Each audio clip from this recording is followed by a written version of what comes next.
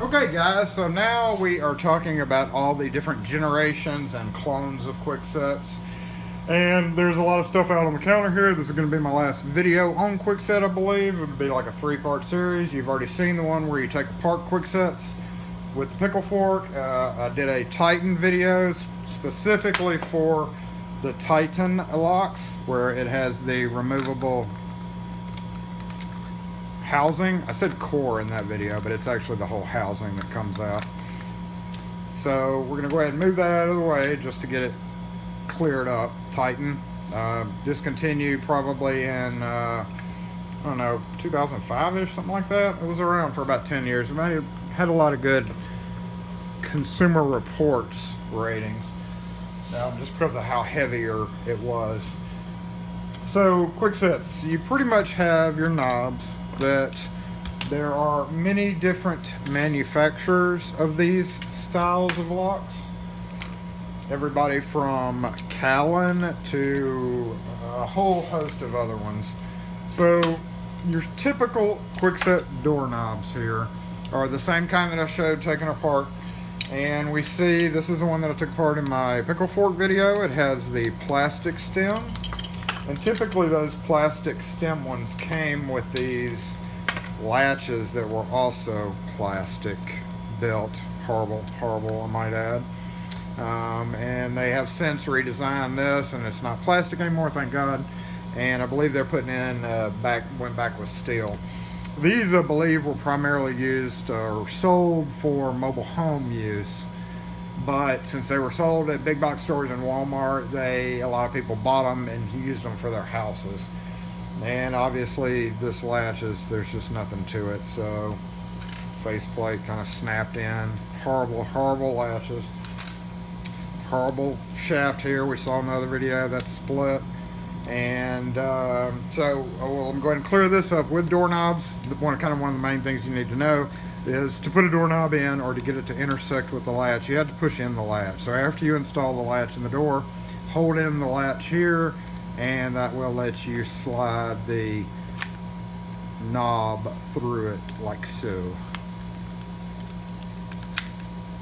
Because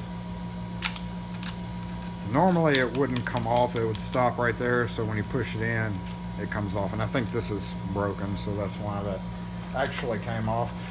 So you have the different styles of Kwiksets. Almost all of them, like I showed you in the pickle fork video, came apart by snapping it out with this tool. And even the funnier shaped ones, off brands, when you, and there's what I was talking about a minute ago, push in and it releases. But even these off brands, and it has a little narrower cylinder, they were all kind of made similar to how Kwiksets are built. And obviously it's a real skinny little cylinder compared to a regular, but still snaps in the same way. So there's no difference really in a lot of the clones.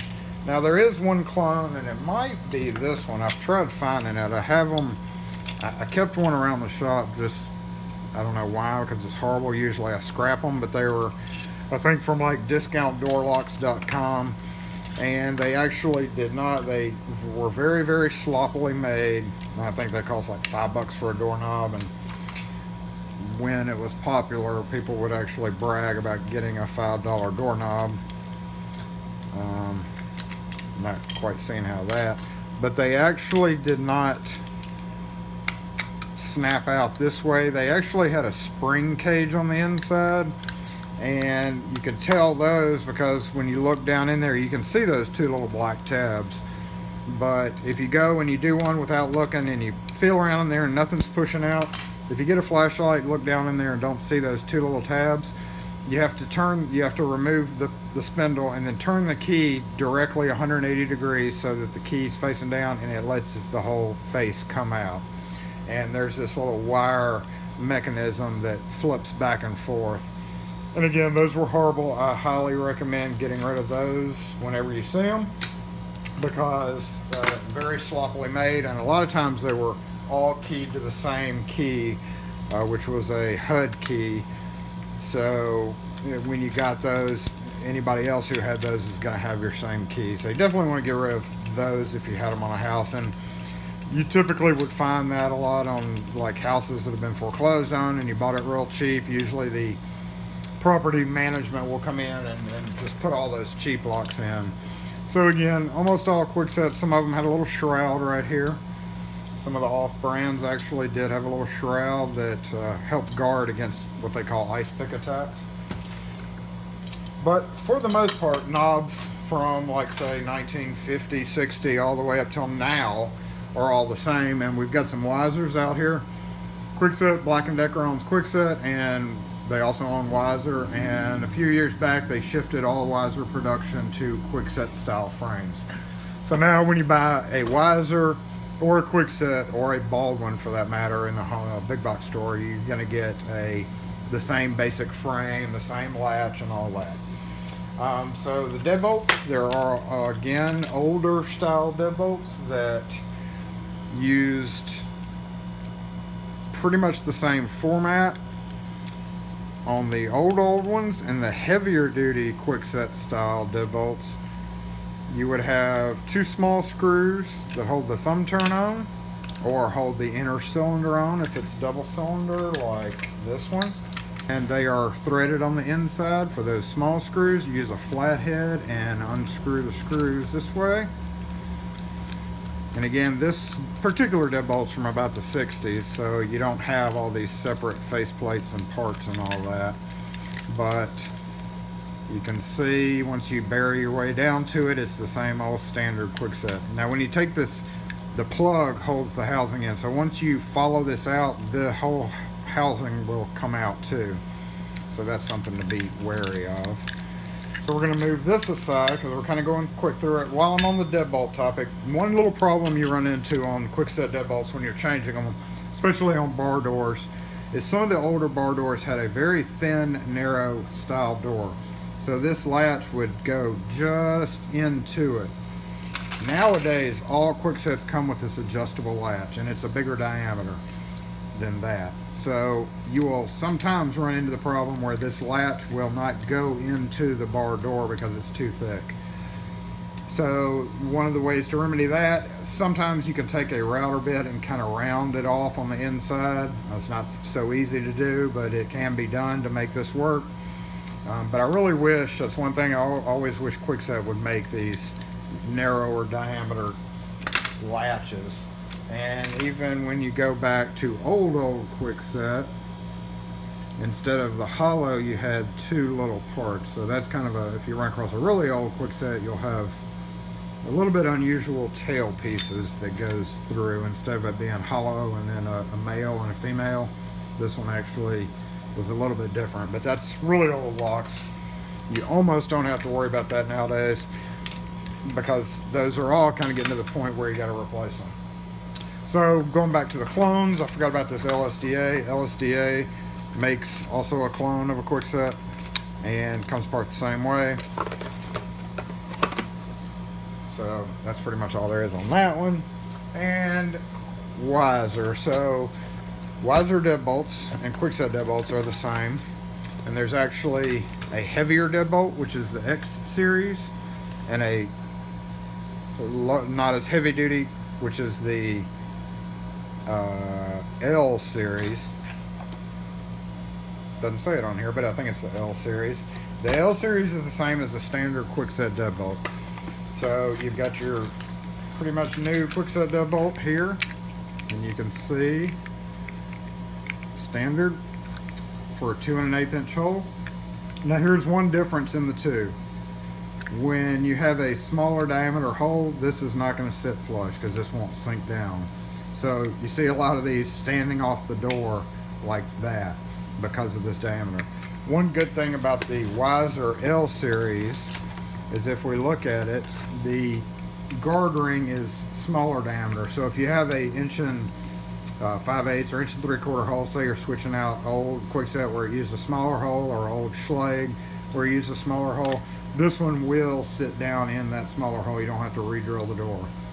Other than that, it's practically the same as the Kwikset. So that is one good point about using the Weiser over the Kwikset. is it will allow you to retrofit older doors with a smaller diameter hole. And when we move up to the X series, we see still same Kwikset frame, but a heavier inside with more metal to protect it against physical attacks. All this extra metal and this shielding, which you could leave this off if you have the smaller hole, but that protects against, again, ice pick attacks, and also helps stabilize it in the door some. So you can see the difference between the L series and the heavier duty X series. But other than that, again, it's all the same. And lastly, the doorknobs for Weiser are again exactly the same as Kwikset. This is a York or Yukon, which is a little bit less expensive. It would be very, very similar in price and style to the Stylo Kwikset. I think Kwikset has this round shape. I don't know what it's called. Maybe, I don't know. I think it's York in the Kwikset. But anyway, again, same way to take it apart with the pickle fork. So that is new production Weiser, which is nothing like old production Weiser.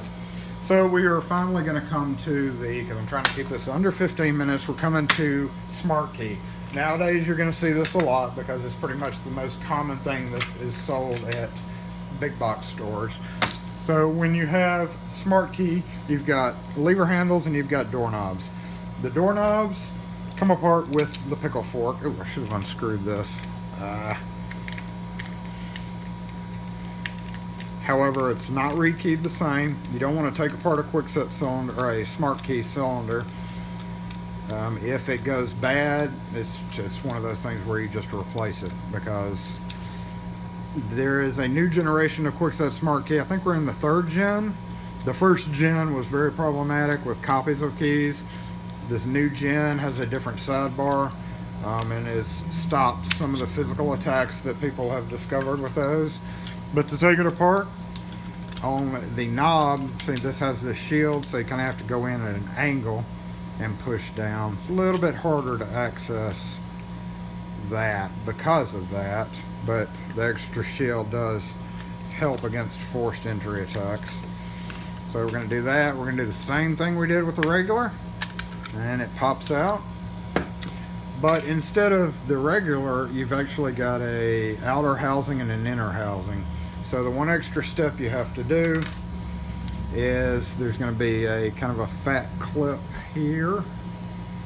So you're going to want to remove this clip, and you're doing this if you don't have a key.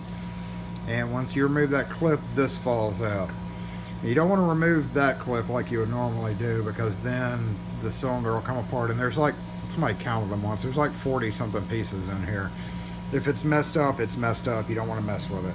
If you're just doing it if you don't have a key, there's a couple of different tools for SmartKey. This is, I think, again, the 1st gen of SmartKey repair rekey tools. I think there's a couple of different versions now. But you follow the directions on the side, line up your arrow, drop the cylinder in there just like it shows, and turn it. So we're assuming we don't have a key. You'll make sure it's all the way seated, turn it to the mark. All right, now it's kind of a spring loaded there, so you do have to hold it. And once you turn it to the mark and hold it, you would take your Kwikset rekey tool and push in until you hear the click. And once you do that, which one do we want? We're going to do it to this. You take your key, keep holding the pressure, push your key all the way in.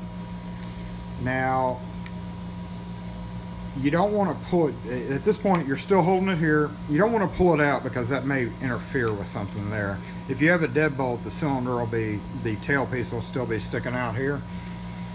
But you want to take something and push through to get it to come out, because you don't want to pull the key at the same time. It might mess with something with the SmartKey. So you want to hold it, you hear the click, and turn it and hold your housing, and I'm pushing with my thumb right here until I find where the key comes out, which is right there. So that is how you reset a key, a SmartKey, when you don't have a key. Hose it down with lubricant, LPS1 is what we use.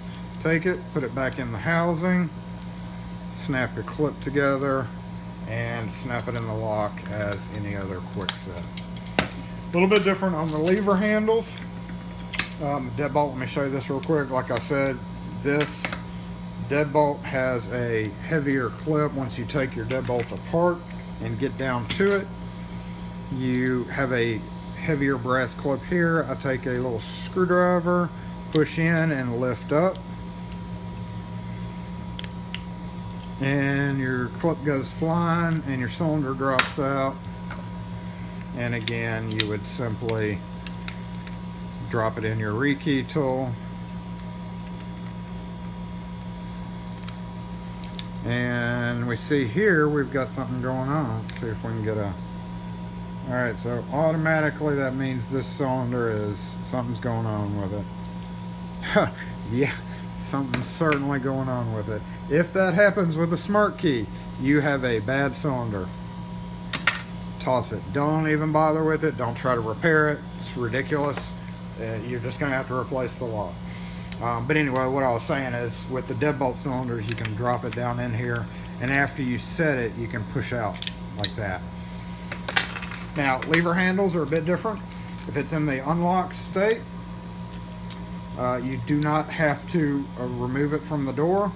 You would take your Allen wrench, and this is a standard Allen wrench, and with it in the unlocked position, take your Allen wrench, run it all the way through until you feel it engage in the screw, and it's actually going to be like right there. You can't do this when it's in the locked position because it blocks access. So you have to have it in the unlocked position, either with the key or turning it on the inside. That lets your screwdriver go all the way through, or your Allen wrench go all the way through, and then you unscrew until it stops, which is only like 3 or 4 turns. Once you do that, remove it, and that comes out. So what that's doing is tightening that screw. When you tighten it down, that's what holds your lever in. And when you unscrew it, retracts it so you can slip your lever off. And you'll see your SmartKey is held in by one of those clips, which you can use a little screwdriver again to remove that clip, and it slips out. So, and you rekey it with the smart tool as normal. Now, of course, if you have a key in your rekey and you don't have to remove anything, you just do the SmartKey procedure. But this is info you have to have if you don't have a key for this particular lock. So put it back on, tighten it down, make sure it's engaged. If you're working on a house, make sure the inside's a little bit different, loosening it. So since you're not taking it off the door, you may have to tighten this screw. You might want to check it if you're on a job, just to make sure it doesn't come apart on them in the future.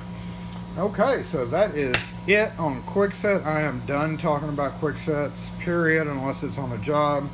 Thanks, guys, for watching, and if y'all have any questions about anything, let me know, and I'll try my best to answer them.